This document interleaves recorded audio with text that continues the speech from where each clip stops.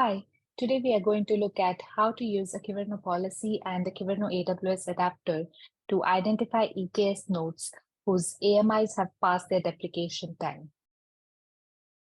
We all know that EKS nodes can be provisioned through custom-built AMIs or AMIs provided by a platform vendor. If you attempt to provision a deprecated or deregistered AMI, AWS probably returns an error. But what happens when nodes have already been provisioned and the AMIs become stale beyond their deprecation timeline? It is crucial to ensure that nodes are not running on deprecated AMIs, as there will be no official support or updates available. But fortunately, detecting this through Kyverno policy is just as easy as writing any other validation policy. Before we head over to looking at the policy, let's look at the setup that I have here. Let's look at all the pods. So if you see here, I already have Kyverno and the Nirmata AWS adapter running. To learn more about the Nirmata AWS adapter, we already have a blog and a separate video on how you can install this. Please feel free to refer to that. So what this adapter gives us is a AWS configuration object. Let's look at that. So AWS ACFG is the AWS adapter configuration object. It is running in the Nirmata AWS adapter namespace. So what we have here is the compute node groups lists the AMI information.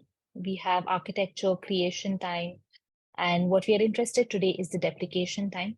So if you look at this field, it is 10th April, and we are already past that as of this recording. So it means my EKS cluster is now running a node whose AMI has passed its deprecation time.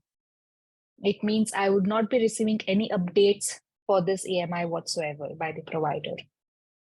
So how do I find out all the AMIs that have passed the deprecation time? Now let's quickly look at a Kyverno policy.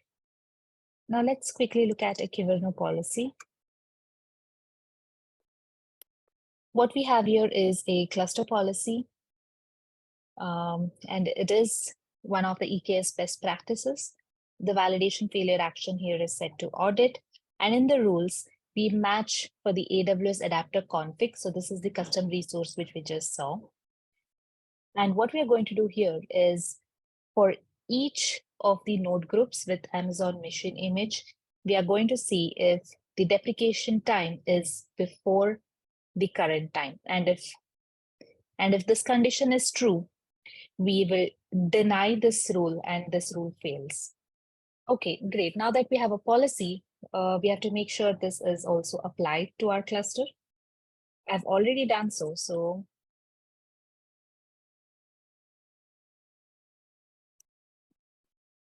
I already have this policy running.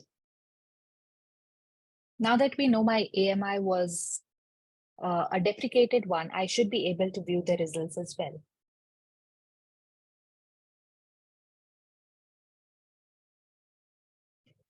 Yeah, let me display this a little better.